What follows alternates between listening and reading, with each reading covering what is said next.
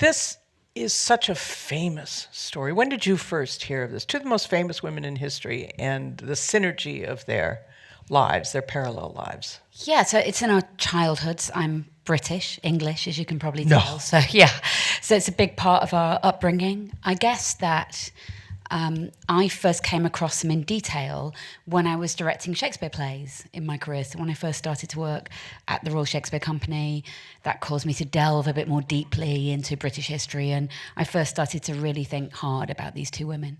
And for the biggest decision that you would have had to make, apart from saying yes to directing it, it had to be the casting. How did that come about? And you had to have lightning in a bottle with these two women.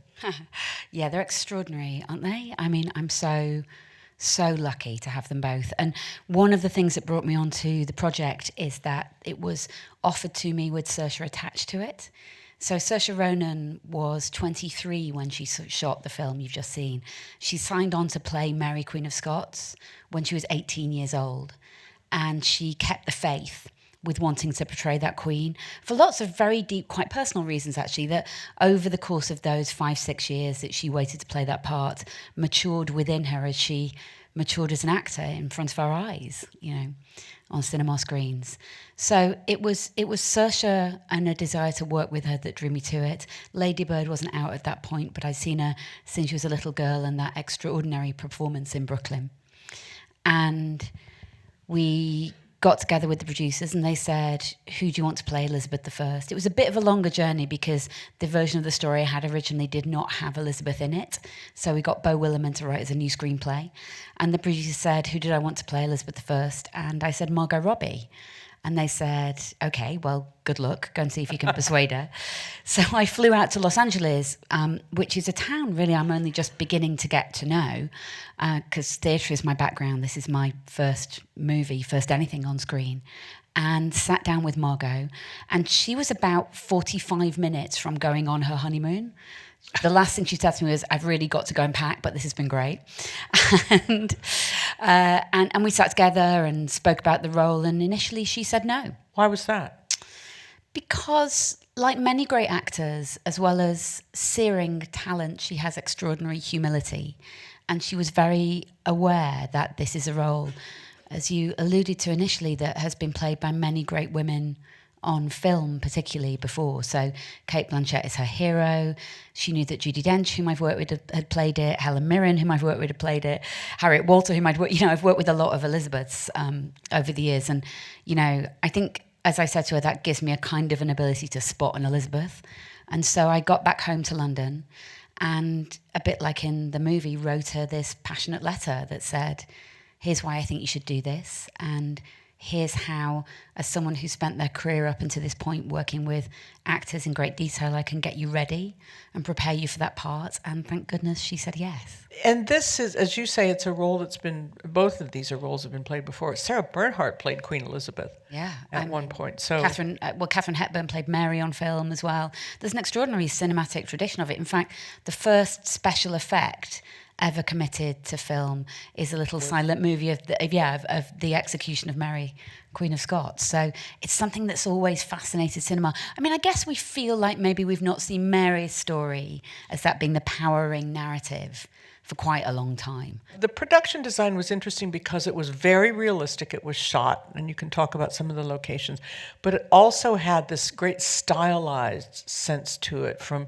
the women's hair to the fact that you made the decision to put the men all in black at a time when men were the peacocks more than the women. Talk about how you wanted it to look, with especially trying to blend those two elements, which is difficult. Yeah, so, let's start with the men. So this period of history, you're right, there were peacocks, was all about the male leg. So, and what was slightly above it? Yes, absolutely. I demur to comment. I'm very English about that kind of thing. But men would show off their legs, and they would wear what we call tights in England. You would call kind of pantyhose, and they'd wear the kind of sort of equivalent of little shorts, kind of micro minis, those puffy pants you'll have seen in pictures, and.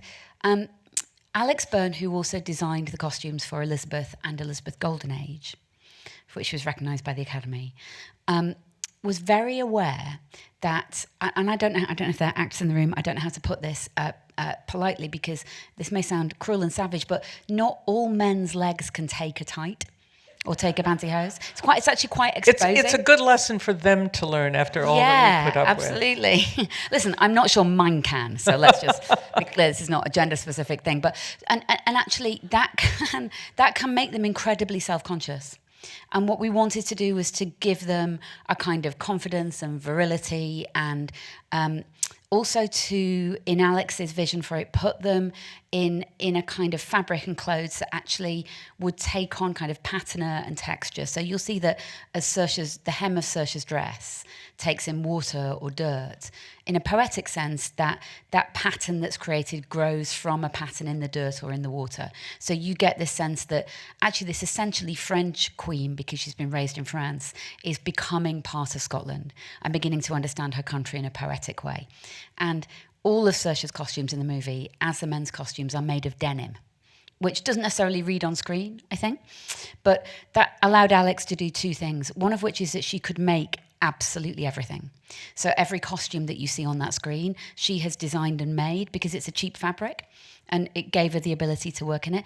It also gives you this fabric that actually actors are comfortable living in. Not so that women aren't very corseted, as I am now slightly, but that the women aren't very put together and held in. But with the men particularly, it gave them a kind of sexiness and a confidence and a familiarity in those clothes that really allowed them to feel and breathe in the character. So it kind of came from that. And it has a body to it that, it's almost like armor in a way. I can feel and when they ride horses, it kind of marks between the legs, and you can sort of see that. So it gets a kind of my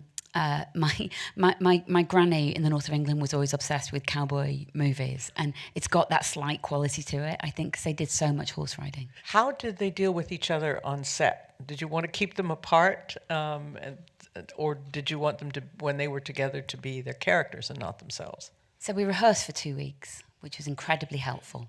But that big scene that they play in the forest cottage, as we call it, the barn, really, the wash house, we contrived to keep them apart for the entire day in which we shot it. So when Saoirse pulls down that curtain and they look at each other, and we could run 2 cameras and catch both their close-ups in that moment, they are looking at each other in costume and in character for the first time. And it has something of the documentary about it, that moment, I think, as well as something of the fictional, because the visceral shock, and they both say that the emotion that they experienced in that moment, what happened, is not what they imagined would happen. And I think that was partly the intensity of the exercise of keeping them apart. It was partly because, and like I know we all know that Saoirse Ronan is extraordinary. That was her first day on the film when we shot that scene. It was Margot's last day and Saoirse's first day. Yeah, I know, incredible, right? I mean, she has been preparing since she's 18 years old. So as a theatre director by trade, I can get her to some extent ready for that scene. But when she pulls down that curtain and confronts a woman who is the only person in the world who can understand what it is like to be her, and also will be her executioner, that was understandably quite intense. And one take. Yeah, that's the first take, yeah. It struck me as I was watching that one of the reasons that these characters have been portrayed and interpreted again and again, there's so few big roles for women from history, and to this day we're struggling to do that. How did that sit in your mind as you were thinking about this, and what women or anybody in the audience might take away from this film? Because you don't want it to be a story told in amber and locked and frozen. You want it to be vital for today. Do you know what makes me cross? Can I be a little bit cross? Yeah. What makes me cross is when people say, why are they doing Elizabeth and Mary, Queen of Scots again? And you go, when do we hear people say, why are they doing Hamlet again? Like, you don't hear that. There's no sense when men get to play these gigantic roles that actually it's not like, how wondrous. Now we have one of our great actors giving us their Hamlet. Like, for me, Margot Robbie is giving us her Elizabeth, and Saoirse Ronan is giving us her Mary, Queen of Scots. And do you know what? Like, a decade from now, somebody else incredible will do it. But we need to be able to have for these women not only these new roles and these fresh things, and for Margot to go, let's put Tonya Harding on film. What we also need is to be able to allow women to follow in the footsteps of other great women that have gone before them. and to have that sense of lineage. And so every version of this speaks to the generation that's being made in and for. I think so, yeah. I mean, and also, I think we all know, don't we, that you make a film and we think it's a period drama, and then 20 years later you look at it and you go, wow, that looks exactly like the 1990s. Yeah? Or that looks exactly like the 1970s. Yeah. Like, we trick ourselves if we think that we're not producing the present into the past in order to tell ourselves new stories. And this, you know, the most amazing thing about getting to work on film is it is the great storytelling medium. Like, I realise that now. Theatre's a different thing, right? Theatre's about intimacy, and it's about exchange of air, right? It's about we're all in this room, right? And the city is telling itself this story today. There's the flicker and beauty and gorgeousness of this, to me, and its ability to weave a story is so incredible. I think because it has the most close focus on an actor. And you're capturing something with these two incredible young women that is fugitive. You know, when someone does this story again in a decade's time, people will look back and go, oh my God, look at Saoirse Ronan when she was doing this extraordinary thing at 23 years of age. Look at Margot Robbie. Look at what they've done in the subsequent decade. Like, this is a big moment for both of them, I think. So what would you like people to take away when they pick up their coats and, well, not here, no coats here, leave the theater? Yeah, there are no coats, and it's absolutely marvellous. So many great things about Los Angeles, but yeah, the lack of coats is great. I think I really want them to think about those two actors. I think it was Saoirse who pulled me into this. The idea of this creature that we have who is so incredible and who's making cinema right now. And I think I want them to feel, not in a patronising way, but the pride that I feel in Margot, for actually having the humility to say no and having the courage to say yes. And I want them to take those performances away with them, because I feel that's what we really retain from films, isn't it?